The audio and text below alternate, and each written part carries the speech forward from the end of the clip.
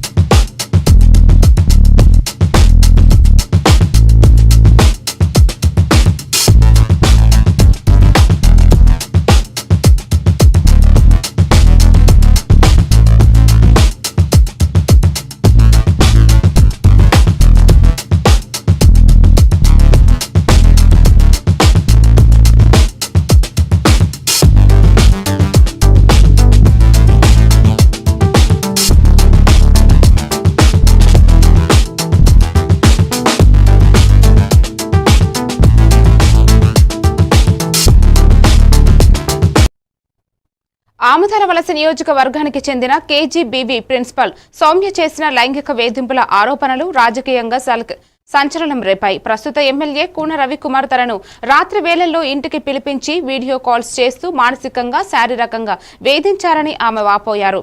లొంగకపోతే అనుచరుల ద్వారా బెదిరింపులు పంపించారని ఆరోపించారు. చివరకు తనను బదిలీ చేయించారని వెల్లడించారు. ఈ ఘటనపై వైసీపీ నాయకుడు చింతాడ రవికుమార్ స్పందిస్తూ 35 ఏళ్ల దళిత మహిళా ఉపాధ్యాయుడిపై ఇలాంటి ప్రవర్తన హేయమని అన్నారు.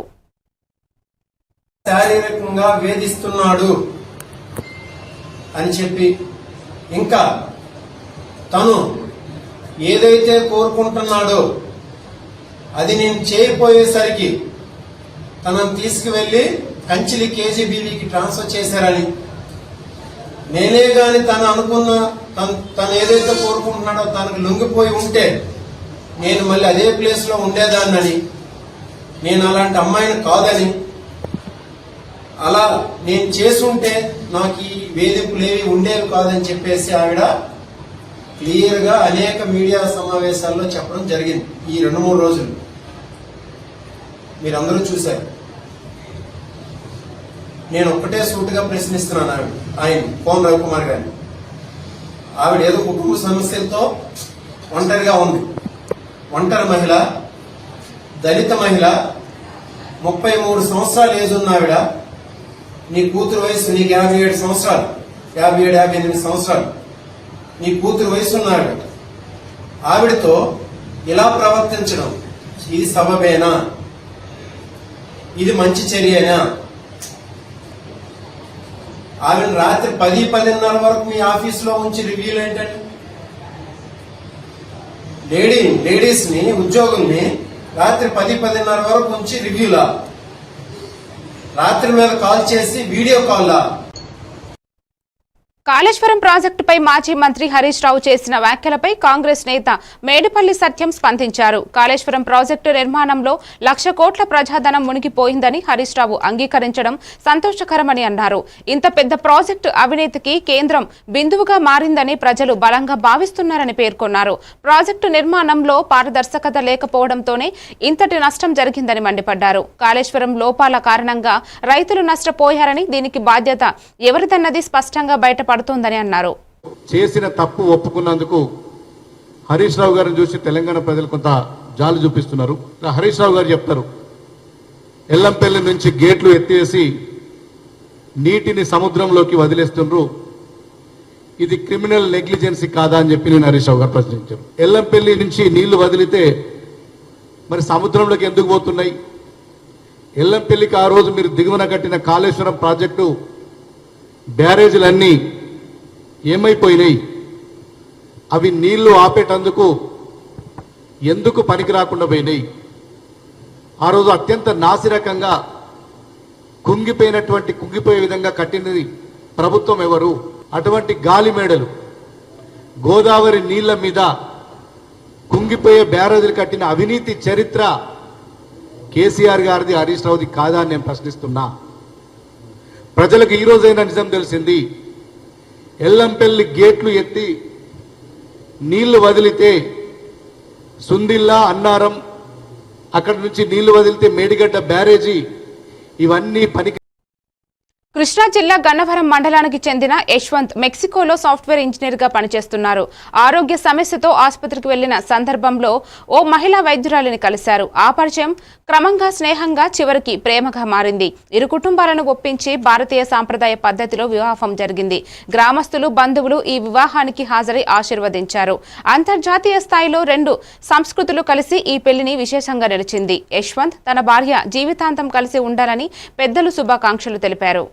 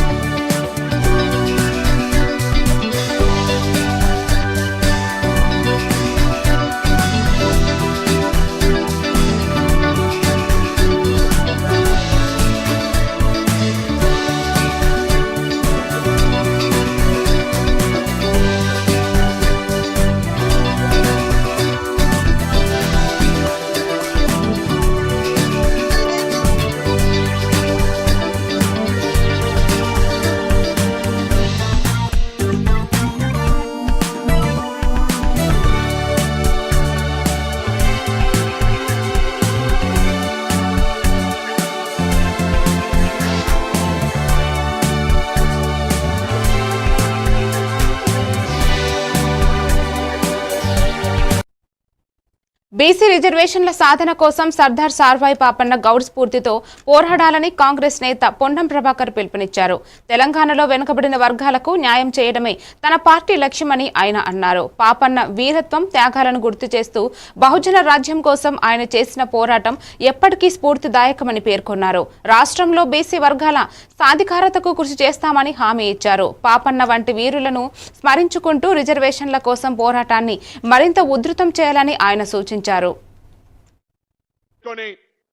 చట్టరీత్యా ప్రజాస్వామ్యరీత్యా శాసనసభలో చర్చ చేసి కేబినెట్ ఆమోదంతో బిల్లులు రూపొందించి గవర్నర్ గారికి పంపిస్తే, గవర్నర్ గారు ఢిల్లీకి పంపిస్తే, ఎందుకు చెప్తున్నా అంటే ఇవాళ మన హక్కు కోసం పోరాడి సామాజిక న్యాయం కోసం ఆనాడు సర్దార్ సర్వాయి పాపన్ ఏ స్ఫూర్తితోనైతే పోరాడిండో ఇవాళ ప్రతి ఒక్కరు కూడా బహుజనులను కలుపుకొని ఆ రాజ్యాంగానికి సంబంధించి లోబడి ఇచ్చేటువంటి ఒక ప్రక్రియను సాధించుకునేదానికి అందరూ కూడా భావజ్వాల వ్యాప్తితోటి కానీ కార్యోన్ముఖులు ఏ విషయం లోపల అందరూ కూడా చొరవ తీసుకోవాలని సందర్భంగా కోరుతా ఉన్నా.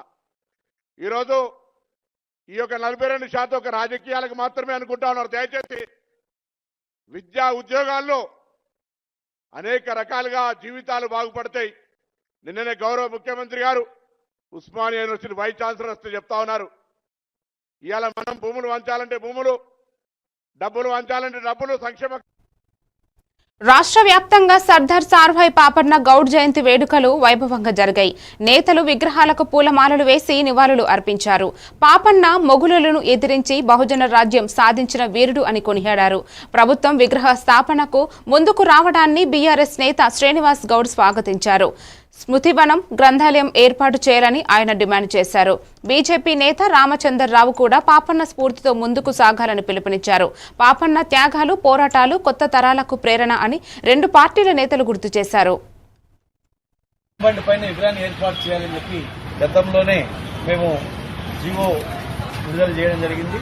3 కోట్ల రూపాయలు ఇది కూడా విడుదల చేయాలని స్మరించడానికి, ప్రజల గుండెల్లో ఎప్పుడు ఉండడానికి విగ్రహాన్ని ట్యాంక్ బండ్ పైన విగ్రహాన్ని ఏర్పాటు చేయాలని చెప్పి గతంలోనే మేము జీవో విడుదల చేయడం జరిగింది.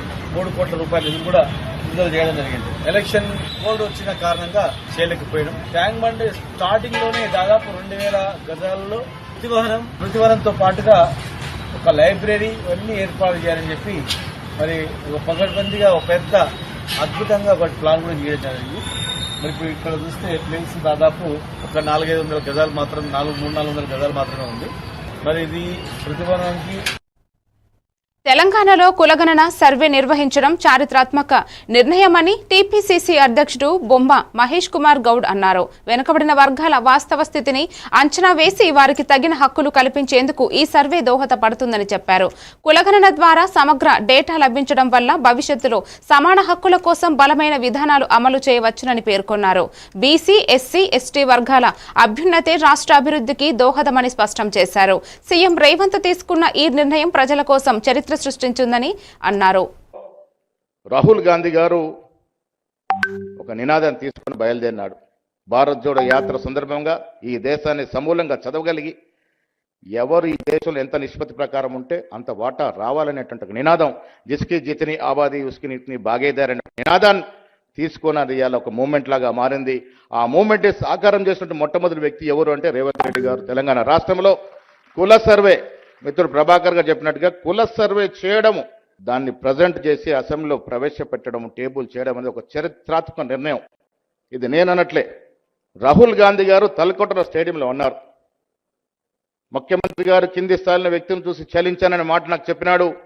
అందుకే కుల సర్వే చేయించినాడు. ఈ కుల సర్వే ఇవాళ దేశానికి ఒక రోల్ మోడల్గా మారింది, దేశానికి ఒక దిక్చూసుగా మారింది. మా ముఖ్యమంత్రి, తెలంగాణ ముఖ్యమంత్రి రేవంత్ రెడ్డి గారు ఈ దేశంలో ఒక రోల్ మోడల్గా మారాడని రాహుల్ గాంధీ సాక్షాత్ తలకోటలో స్టేడియంలో చెప్పడం జరిగింది. ఇది ఒక చరిత్రాత్మక నిర్ణయం. దాంతోపాటు 42% రిజర్వేషన్ లోకల్ బాడీలు ఇవ్వడం, విద్యా ఉపాధులు 2 చట్టాలను కూడా తీసుకొచ్చినాం. ఇలా వేరే పార్టీలు అనుకుంటా ఉన్నాయి, ముందుకు సాగనివ్వట్లే, అదొక అంశం. కానీ బీసీల పట్ల, అణగారిన వర్గాల పట్ల, ఎస్సీ, ఎస్టీ, మైనార్టీల పట్ల వారి జీవితాలు బాగోగాలని, వారు బాగుపడాలని కాంగ్రెస్ పార్టీ ఇవాళ ఈ దేశంలో రాజధాని అమరావతి పరిధిలోని గ్రామాలకు మౌలిక సదుపాయాల కల్పనకు 904 కోట్ల రూపాయలు అనుమతులు ఇచ్చినట్లు పట్టణాభివృద్ధి శాఖ మంత్రి నారాయణ తెలిపారు. 29 గ్రామాలపై CRDA స్టడీ చేసి ఇచ్చిన నివేదిక మేరకు నిర్ణయాలు తీసుకున్నామని ఆయన వెల్లడించారు. ముఖ్యమంత్రి అధ్యక్షతన సచివాలయంలో జరిగిన 51వ CRDA అథారిటీ సమావేశంలో వివిధ అంశాలపై చర్చ జరిగిందని చెప్పారు. గ్రామాల్లో రోడ్లు, నీటి సదుపాయాలు, విద్యుత్ వంటి మౌలిక వసతులను బలోపేతం చేయడమే తమ లక్ష్యమని నారాయణ స్పష్టం చేశారు. యూజ్డ్ వాటర్ని ట్రీట్ చేసి బయటికి పంపించడానికి 110.72 కోట్లు, అదేవిధంగా రోడ్స్కి 339.04 క్రోర్స్, స్ట్రీట్ లైట్స్కి 12.25 కోట్లు, తర్వాత మిగిలింది మెయింటెనెన్స్, ఆపరేషన్ మెయింటెనెన్స్ 7 years, అంటే వాటన్నిటిని ఎవరైతే కాంట్రాక్ట్లు చేస్తారో 7 సంవత్సరాలు వాళ్ళు మెయింటైన్ చేసే దానికి ట్యాక్సెస్కి మొత్తం కలిసి 904 కోట్ల రూపాయలతో ఈరోజు అథారిటీ శాంక్షన్ చేసింది. బహుశా రాబోయే ఒక 10 daysలో ఇది మళ్ళీ దీన్ని క్యాబినెట్లో పెట్టి అప్రూవ్ తీసుకుని 21వ తేదీ వెంటనే టెండర్లు పిలిచి వర్క్ టేకప్ చేయడం జరుగుతుంది. ఎందుకంటే ఎలక్షన్ ఈ యొక్క ల్యాండ్ పుల్లింగ్ చేసేటప్పుడే ముఖ్యమంత్రి గారిని వాళ్ళందరూ అడగటం జరిగింది. వాటిని డెవలప్ చేస్తామని చెప్పాం. ఆ మాట ప్రకారం ఈ యొక్క 29 గ్రామాల్లో ఇవన్నీ చేయటమే కాదు, వీటిల్ని క్యాపిటల్ సిటీలు ఏదైతే ఈరోజు 360 కిలోమీటర్ ట్రంక్ రోడ్స్, దాని పక్కనే drains, water lines, sewerage lines చేస్తున్నాం. అదేవిధంగా 1500 కిలోమీటర్స్ డిస్టెన్స్లో లేఅవుట్ రోడ్స్ వేసి అక్కడ drains, power lines, water lines చేస్తున్నాం. దాన్ని కలుపుతారు. అంటే మళ్ళీ ఇది సపరేట్ కాకుండా 29 గ్రామాల యొక్క వాటిని కూడా ఈ సిటీలో పార్టీ చేయాలనే ఉద్దేశంతో వాటి కలిపేదానికి యాక్చువల్గా ఈ 904 కోట్లు శాంక్షన్ చేయడం జరిగింది. అదేవిధంగా మంగళగిరిలో గోల్డ్ క్లస్టర్ ఒకదాన్ని ఏర్పాటు చేయాలని ప్రపోజ్ చేయటం, దాని మీద CRDAకి యాక్చువల్గా ల్యాండ్ పుల్లింగ్ దాని మీద యాక్చువల్గా చేయమన్నారు. అక్కడ జెమ్స్ అండ్ జ్యువెలరీస్ పార్క్ పెట్టడంలో 100% గ్యాప్ ఉంది. తెలంగాణలో ప్రభుత్వం తీసుకుంటున్న నిర్ణయాలు దేశానికే దిశానిర్దేశం చేసేలా ఉన్నాయని డిప్యూటీ సీఎం బట్టి విక్రమార్క అన్నారు. రాష్ట్ర ప్రజల అవసరాలను దృష్టిలో ఉంచుకుని అమలు చేస్తున్న పథకాలు, సంస్కరణలు జాతీయ స్థాయిలో ఆదర్శంగా నిలుస్తున్నాయని పేర్కొన్నారు.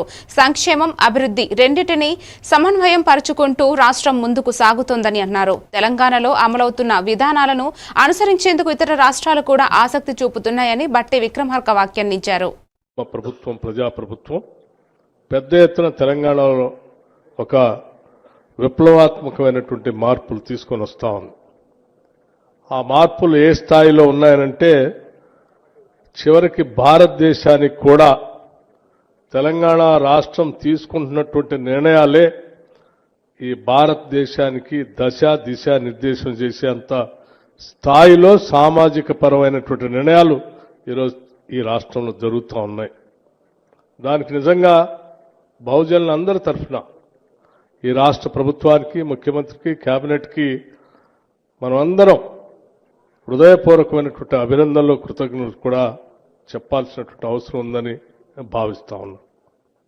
ఈరోజు దేశ చరిత్రలో ఎక్కడ జరగనటువంటి కాస్ట్ సర్వే ఇక్కడ జరిగి ఆ కాస్ట్ సర్వే ఆధారంగా లెక్కలతో సహా ఈ రాష్ట్రంలో 42% బీసీలకు రిజర్వేషన్ కల్పించాలన్నటువంటి ఆలోచనతో శాసనసభలో చట్టాలను చేసి ఆ చట్టాలు ఈరోజు దేశంలోనే ఒక చర్చకు దారితీసి భవిష్యత్తులో భారతదేశంలో కూడా తప్పనిసరి పరిస్థితులు కల్పించినటువంటి గొప్ప నిర్ణయాలు.